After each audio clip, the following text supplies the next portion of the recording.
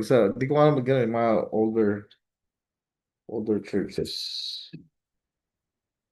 Tendency to support more, pero small amounts.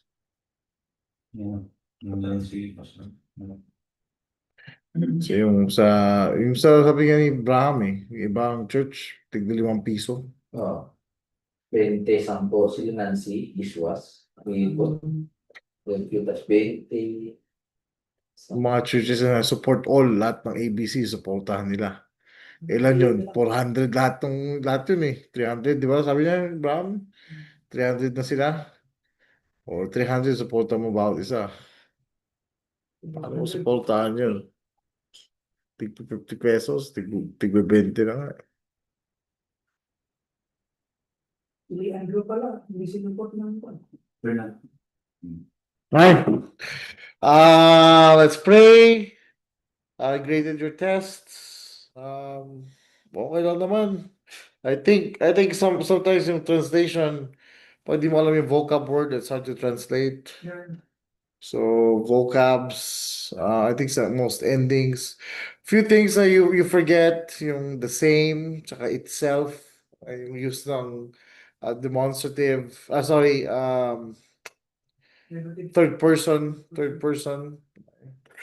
So if yung mga errors nyo, just minor, like nakalimutan yung S, it's plural, so the commandments, hindi lang the command. Okay. Ano pa ba yung mga common mistakes doon? If you wanna see yung tests, I have a hard, dito pala. Pastor Mike, wala akong soft copy. So, test mo. Nasaan yung sa inyo, Pastor? Grenade lang ko rin eh. Naiiwan, nandun sa kabila. Ay, paano ba yan?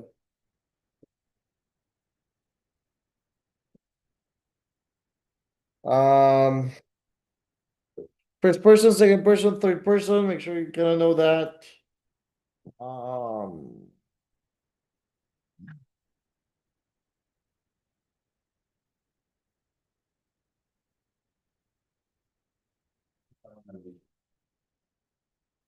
yung test niya, siguro sa table ko siguro.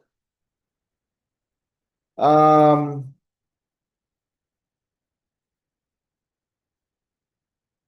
Dative, yeah, ng dative ng personal pronouns. Make sure you can understand that. Um, may eta, that's first person. Upsilon, that's second person. Okay? So, it can be confusing. Pero I'm not too discouraged kasi partly these are the things na I just want you to know, be familiar with. In real life, may kodigo naman kayo, di ba? So in real life, won't really be affected. Pero it helps kapag you can translate quicker. You know, you save more time in your translation work. So this Sunday I'll be preaching on 3rd John. And so I translated briefly lang, mabilis lang. Apart it's familiar verse. Um,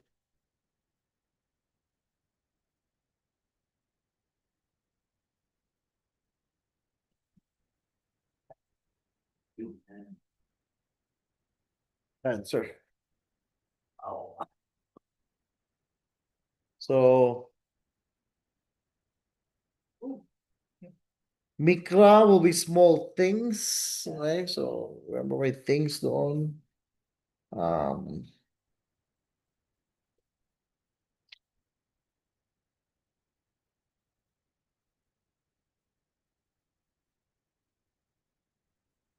any questions that you have? I don't know, I'm not sure what this. Bakit ito mali? Bakit ito?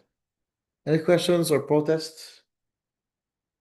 That's fine. I mean, I may grade it incorrectly.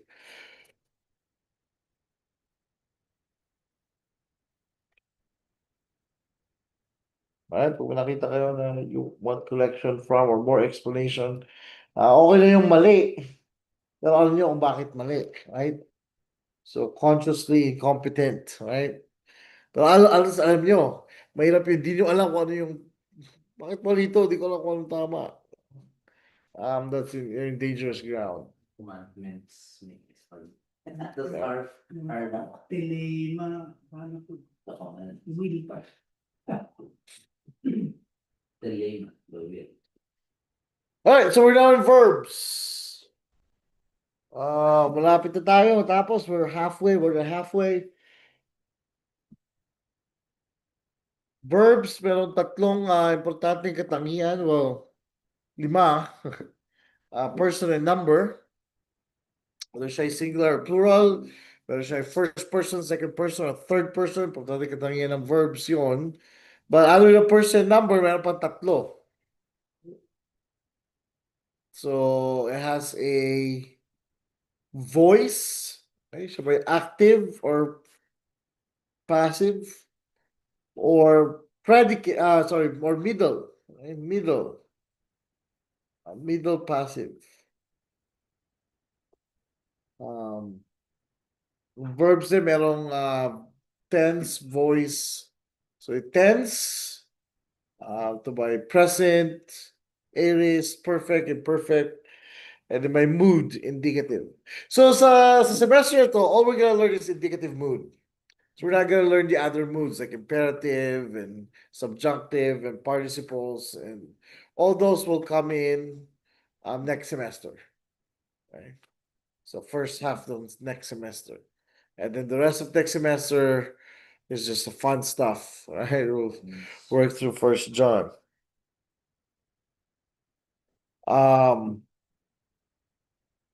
So present, okay?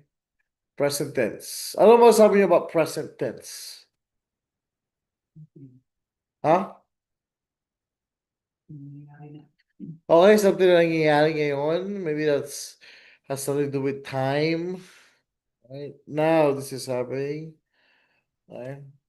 What else? Tense could also tell you. All right, kind of action. Right? Tense can tell you kind of action. And tense can also tell you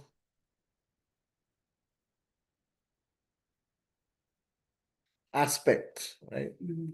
So paano yung mode of what's being done to it. So that's aspect.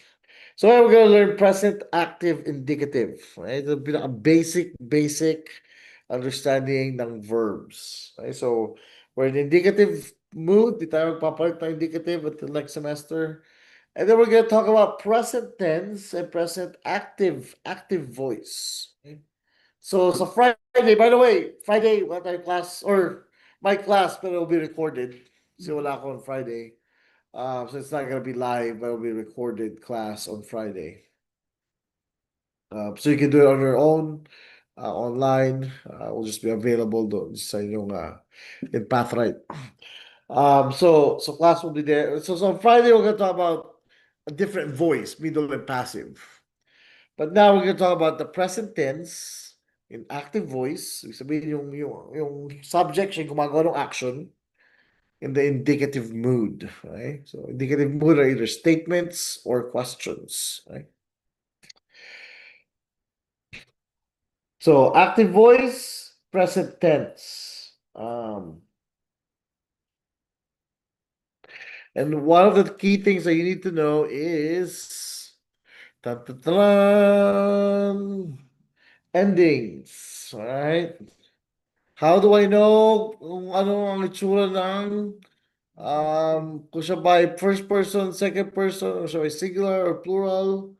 It's on endings. Okay? Kagaya nung sa nouns, verbs also has specific endings. Okay? Ang pahirap ng buhay. Sa English tsaka sa Greek, wala nang ending. We use the same verb for everything that we do, di ba? We don't have special endings sa verbs natin. Or do we? Parang yung root word lang by itself. But here, there's a certain pattern. So, always a omen ete usin. OSA, omen ete usin. I want you to memorize that phrase kahit sa middle ng night, 2 a.m. ginising ka. Aaron, gising. Bakit? Present active indicative. Go. OSA, omen ete usin. Right? So you should be able to do that. Right? So this should be in your heart endings as you look at the verbs sa present tense. Okay? So, syempre, pag iba na yung tense, this would look different. Pero ito yung pinaka-basic form natin. Okay? So, present, active, endings. Okay? Meron middle passive endings, we'll learn that next week. Pero so far yan, ang ating point is yung passive. Okay? Sorry, yung active. Okay? Present, active, endings.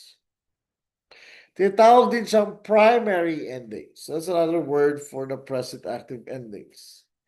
Primary endings. Okay. OSA, omen ete usin. So let's try to chant it. Okay? OSA, omen ete usin. Ready, begin. OSA, omen ete usin. Sama. OSA, omen ete usin. So, ano ibig sabihin nito sa Greek? How does this look like? Oops. Wala pa lang slide dito. Okay. So, first person singular, I am. Luo means losing. So, I am losing. Second person singular, Luis, you are losing. Third person singular, he, she, or it is losing. Luei. So, plural, first person plural, we are losing. And second person plural, you all are losing. Lagyan ko ng all just to indicate na yung marami to. Okay? And then third person plural, losing, they are losing. Okay? Notice din sa present active, so far yan sa elementary Greek, you are using are. Oops, pangit ang sulat ko. You have are, yung verb, ano? The verb root, ing. Okay? So you are, or is, pwede rin is pag singular.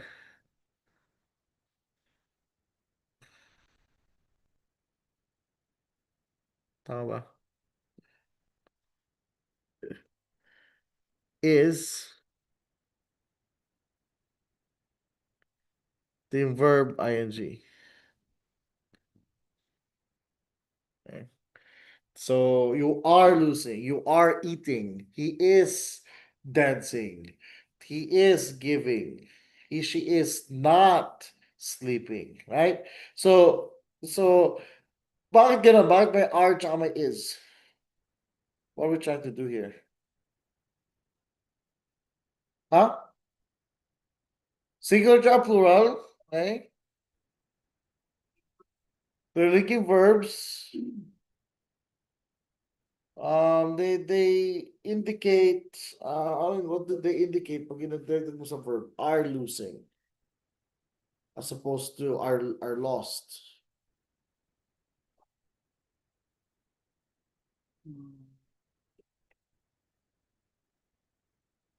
So closing na. um, you are losing. So it's the idea of continuous action. You want to represent some kind of continuity. So so pagdating nyo ng a little bit more advanced Greek, you don't need to demonstrate always losing, are losing, is losing. Lahat ng present tense, ganun ang pagtasa. You don't have to do that. You have a little bit more freedom. Pero ngayon, sa first and second Greek, we want to know, if you know, na dapat yan ay are losing. Pero after this, after third semester, loses, right? He jumps, with an S, or kapag marami, they jump. Doesn't really tell you kung yan ba ay Yan ba ay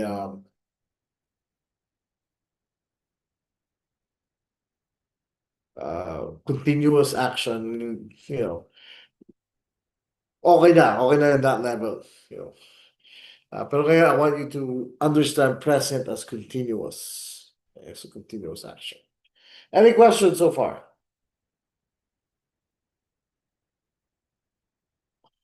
How is it formed?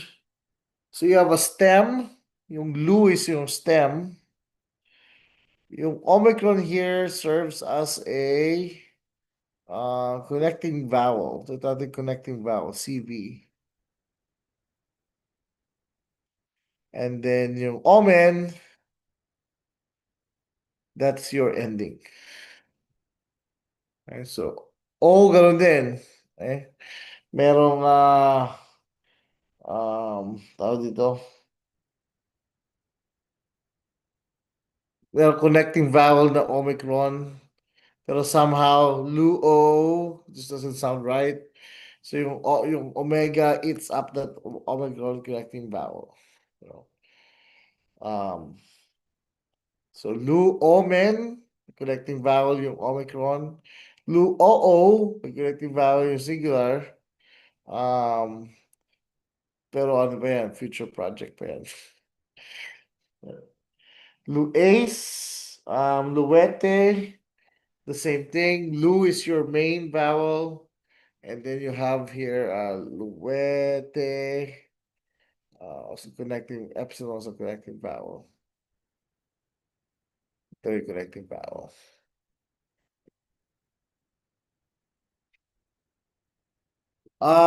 Let's get to your vocab. So we just follow the book and then we'll trace something. Poyeo is I do or make. I do or I make. Bakit poyeo? You're first person singular. That's your lexical form. What your first person singular? An is conditional particle. Walang translation. It's kind of like sometimes meron tayo kasama na si ano eh. Ano parang nasa yung wala lang. It's just there. And a specific purpose, pero it's, you know,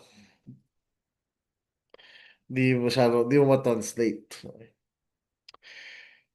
Hios is until, while, as far as, egero, notice again the endings, the egero, I raise up.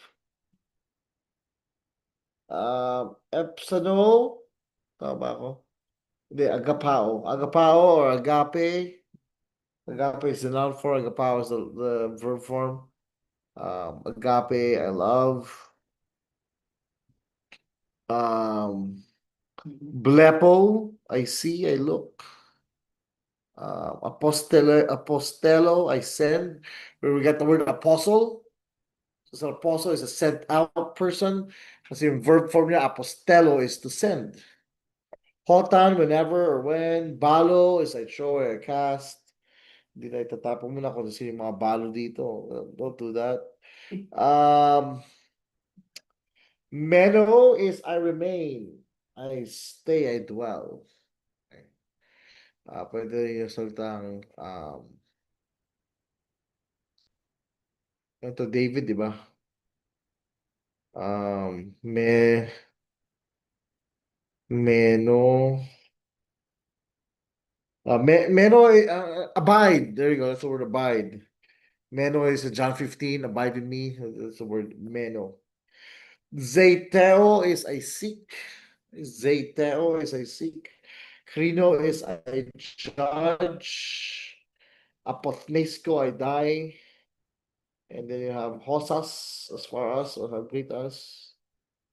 Parakaleo is I urge or I beseech.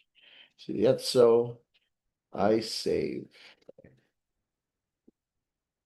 Dali lang endings natin. All you're learning in this lesson is the endings. OSA, Omen Ete Usin. OSA, Omen Ete Usin. Pagka may omega, almost parang i-assume mo na may I, di ba? Yung sa vocabs. Almost yun. Parang Wow. throw. Yeah, kasi first person. Yeah. Pero pag Luis, supplied na yung you. Yeah, supplied yung pronoun. So, luo, I lose. Luis, you stole. So, yeah. Pwede natin i-try na i-parse itong number 2. Ako 8, ako O8. Ako, OA. OA ka ba? Sige, anong person? Number. OSA. Okay, third person singular. Siyempre, present active indicative kasi inaaral natin, di ba? Check lang yan. Um, parang check na lang. Susulat ah. Gusto mo i-arrow down? Dito sa kanyang pala. Oo nga. Gusto mo i-ganon? Ganito? Or ganyan? Paano i-check? Well, di ko alam kung anong sagot mo. Bakit naka-check? Kasi pwedeng hindi yun yung sagot. Although wala dito, you know. But yeah, I mean, I guess you could put PAI. I was with the PAI. EACTIND. Okay. Third person singular. Third person singular, yeah. Then, From, EAI na lang. yeah.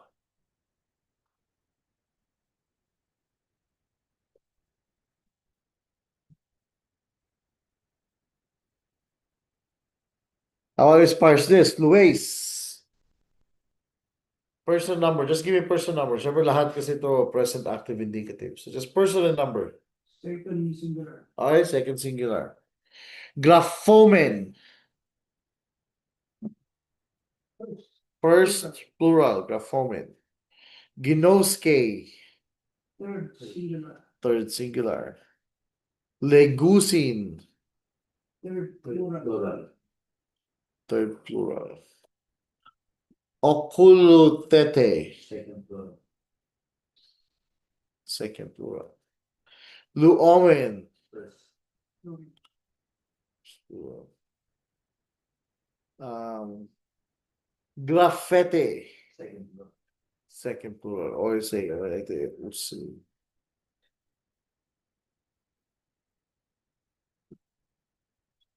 Legase. Second singular. Second singular. Ho anthropos teu acque ton fadere tevelio. Logon anthropon.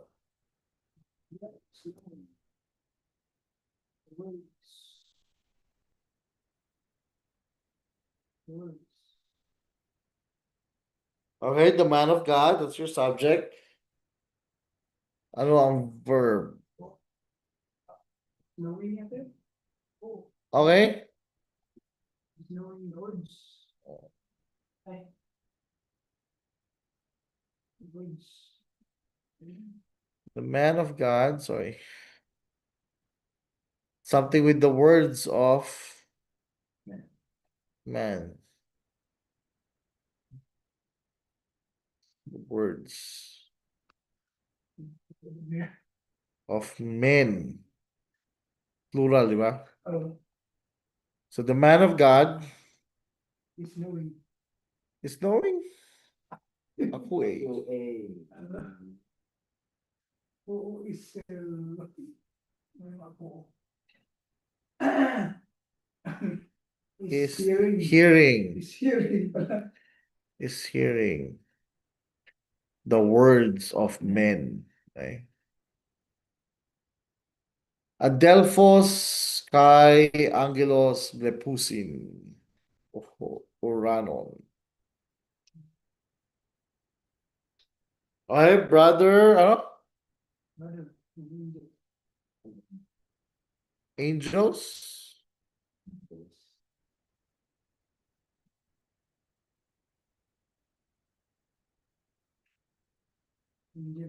Angel, singular. Brother and angel blepo is seeing. are seeing. Yung is at saka R, ako sa Pilipino, struggle tayo doon. Madali lang patawarin yun sa points. Kasi Pilipino tayo, hindi tayo sanay sa ganyan eh. Are seeing heaven.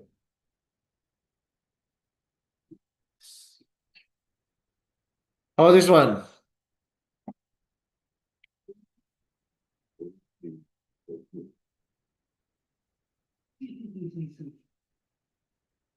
From grapho, grapho means I write. Pero usi yung kanyang ending. Okay? They're writing words of God. So you see, pagka walang subject sa sentence, you supply the subject. Kasi understood din yan eh, third person, di ba? So they are Grafusi writing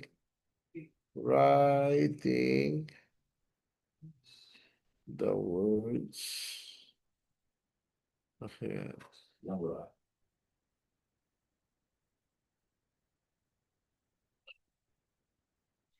Right? Pero dito, meron kang subject, Delphos and Angelos. So yun yung subject mo ito, brother and angel are seeing. Ito yung verb mo.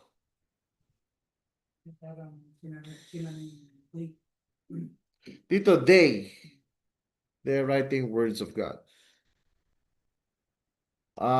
Last one sa slide nito. Ginoskes, ton, angelon.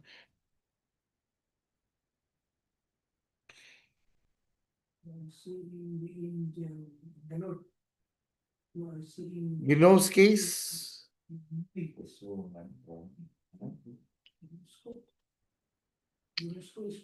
Ginosko is I know, okay? I know.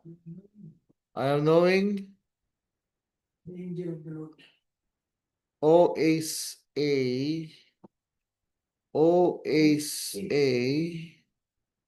So who is knowing the angel of the Lord? You.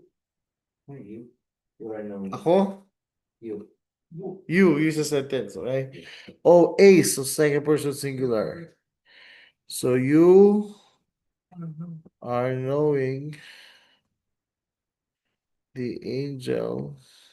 Whoa, the angel, whoa. Of the angel of the Lord. Madali lang. Hindi ka sa topis. Wala ko naman. Wala mo eh. Kaya, madali lang. Okay, how about this one? Right, the Son of God is teaching. Okay. Words from heaven. It's teaching words from heaven. How about this? They are known the words. They are knowing the words of the angel.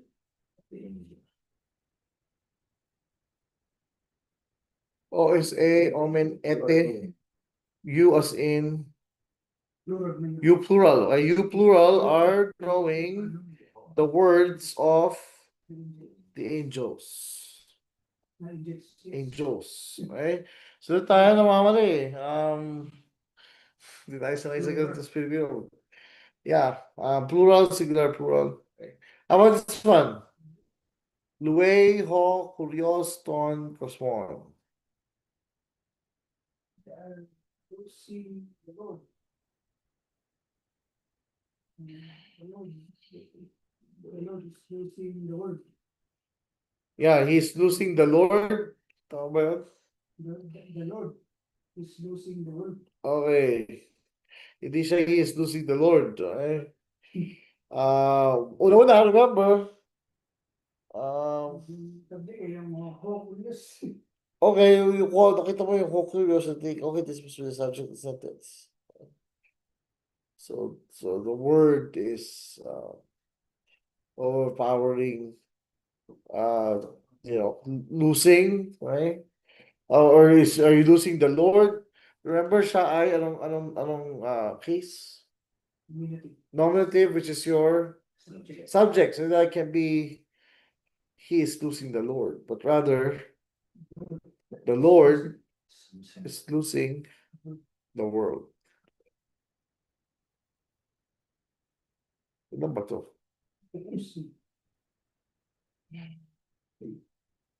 Ano subject? Angels Well, the angels. are hearing the words. Oh, taga muna. The angels. Hearing. Mapuusin. Oo, really? Oh, here. And the angels are hearing. They are hearing what? Words. Words. Of Of the sun. Words of the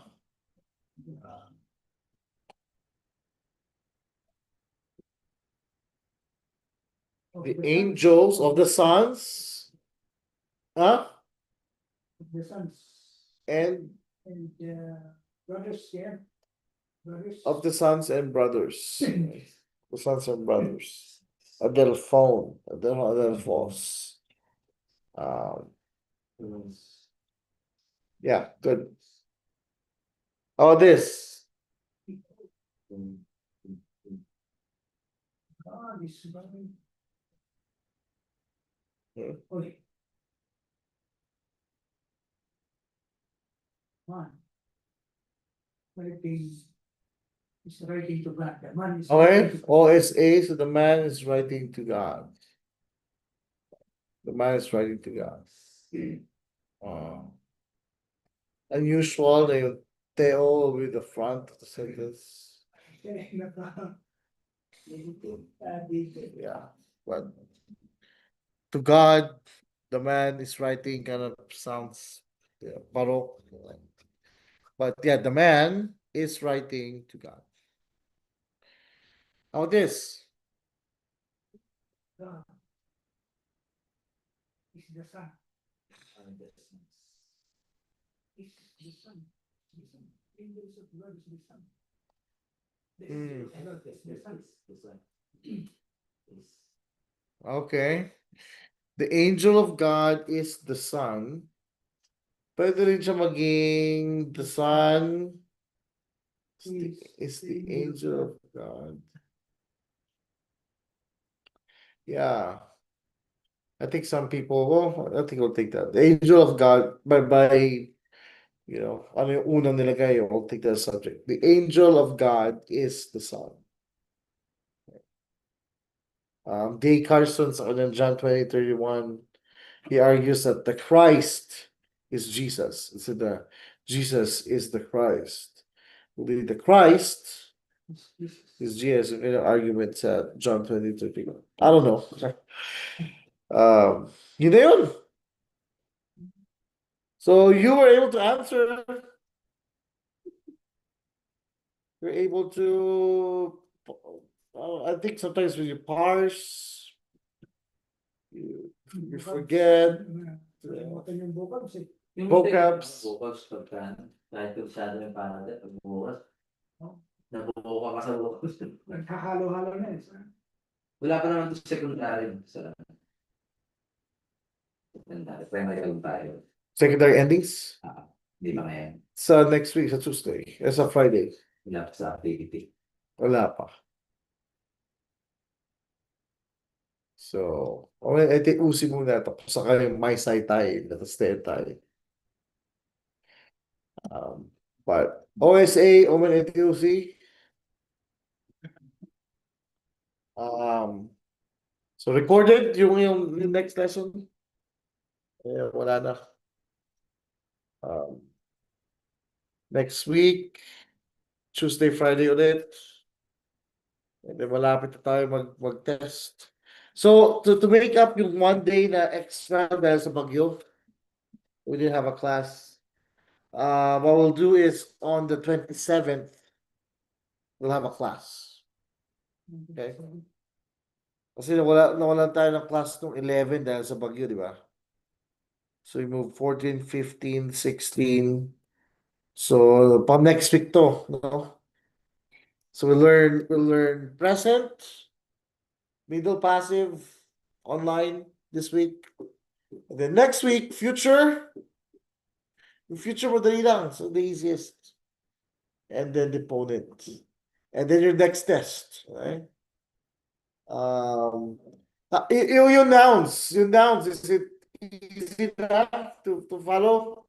Oh, God, native, to God, the man is writing to God. It's, ano na, medyo comfortable na. Yung vocabs lang, you can't translate pag walang vocabs. That's just the nature of it. Well, sa totoong buhay naman, may vocabs naman kami. True. Pero pag alam mo yung vocab, as you read, it actually speeds you up. Parang di ka laging tingin ng vocab. Nakuha yung translation ko dito kasi hindi ko alam yung isang vocab. So vocab is key. And not just vocab for translation. Vocab eventually in the end, once accumulate mo na itong vocabs na alam mo, that would help you. Not just as you read through the New Testament, pero also as you would recall, itong word na ito ibig sabihin niya. And you can differentiate that with other words, synonyms. Any questions before we go? It's not. Any questions before we go?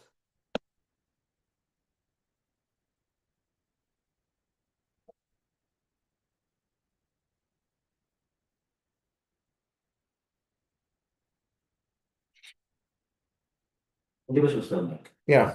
Wala na. May question ka daw, Master Mike? Sir Mike, preaching workshop. Tanongin mo about preaching workshop. Punta ako ang preaching workshop, Pastor Mike. January 1, 2, 3.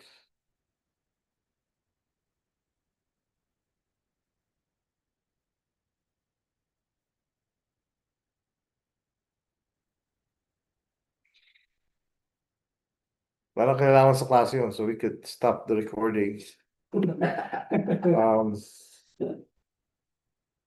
Okay.